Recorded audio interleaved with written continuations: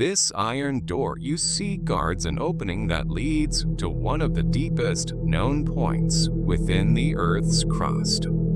It is often called the door or gate of hell, because the events that unfolded during these excavations will leave you frozen in your seat.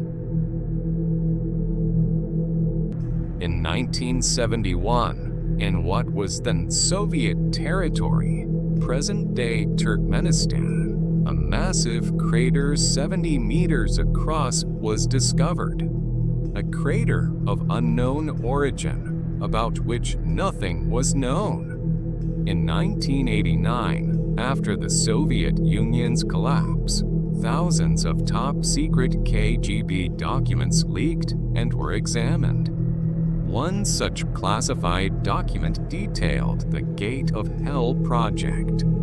The revelations in this dossier were so astounding that they quickly captured the media's attention.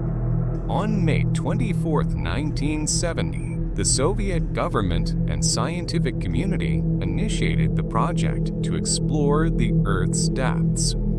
Following the discovery of the remarkable crater on the Kola Peninsula, the project's objectives took on a new dimension. The scientists were determined to uncover how this crater had formed.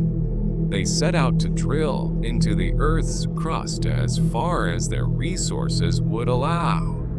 It must be noted that, controversies aside, the research and findings from this project were truly incredible.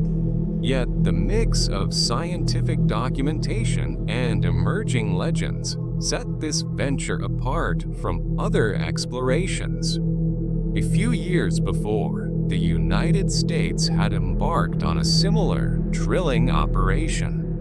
However, it never garnered the same media attention as the Kola project.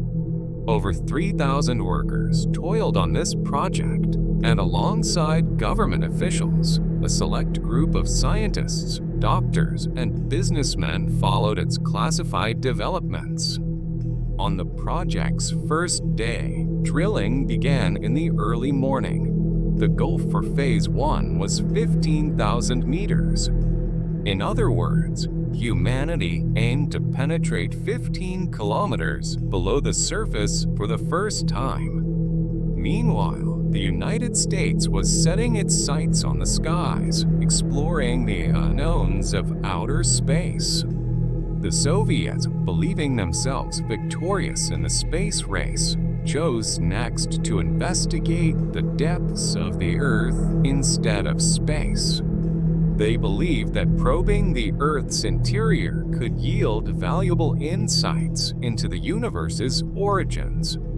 Subsequent Soviet drilling produced remarkably promising results. By 1979, they had matched the depth of the American Bertha Rogers Well at 9,583 meters, and by 1983, they surpassed it, reaching 12,000 meters. Yet, the deeper they drilled, the greater the challenges they faced. In 1984, after drill bits fractured upon hitting an extremely hard layer at 12 kilometers and further attempts failed, the project was paused for a year to devise a solution. When drilling resumed at 7,000 meters from a new location by 1989, the bit had reached 12,262 meters.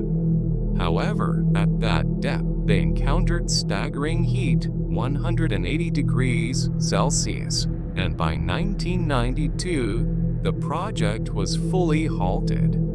This is all the officially released information about the project, but the key takeaway is that governments never disclose everything.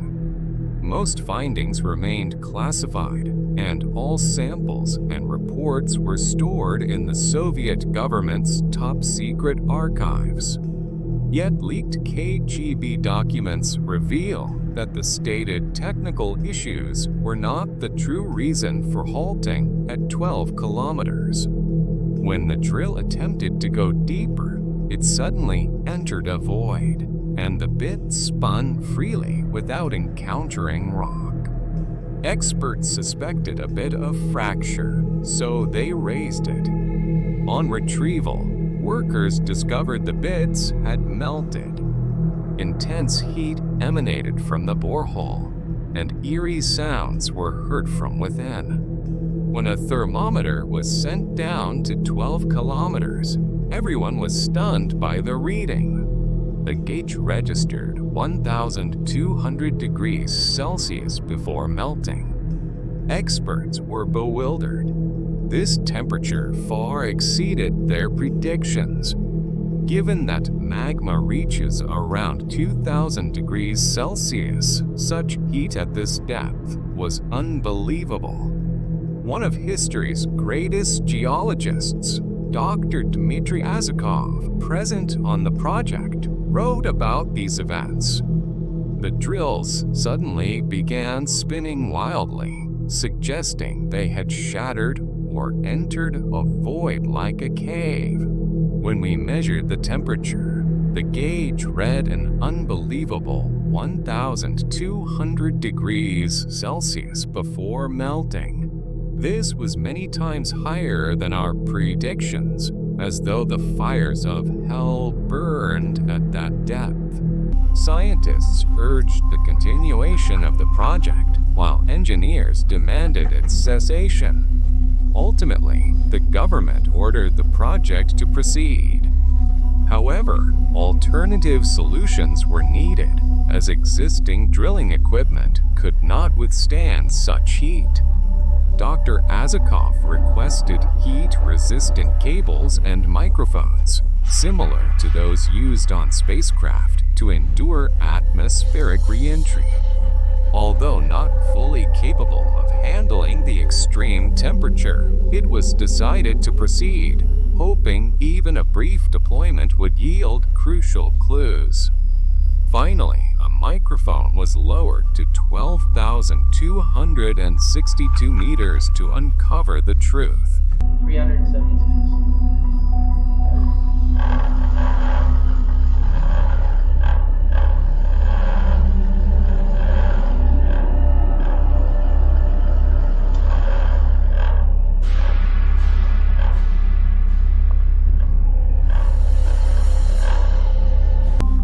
After 1 hour and 12 minutes, the microphone reached the bottom, but what came through the speakers left everyone paralyzed.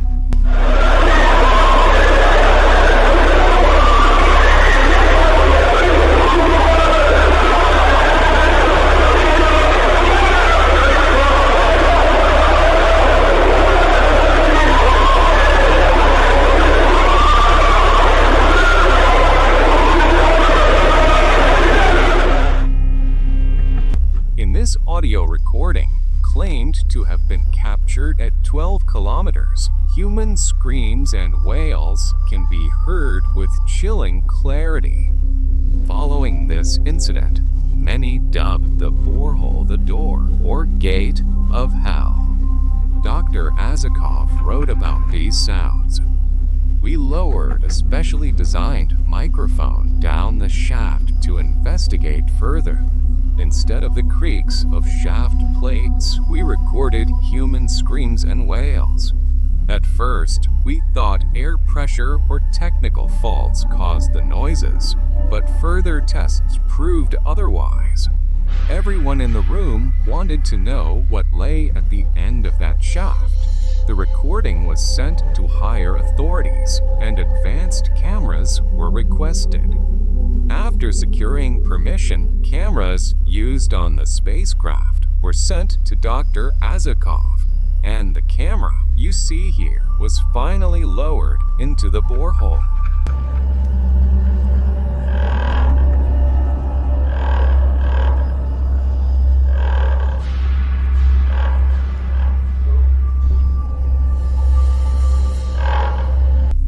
The camera slowly neared the end of its descent.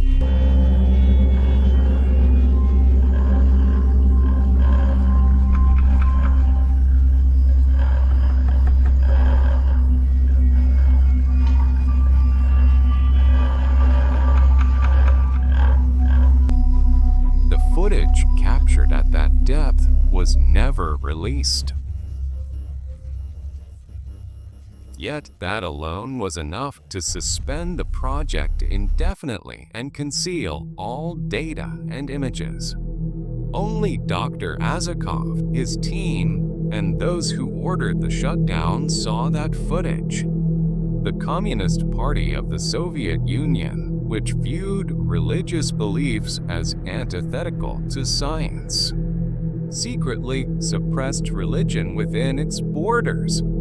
It swiftly ordered the destruction of all information and documentation related to the project, except scientific research data. Dr. Azakov and his team were also strongly threatened by the KGB to prevent disclosure of what they had witnessed.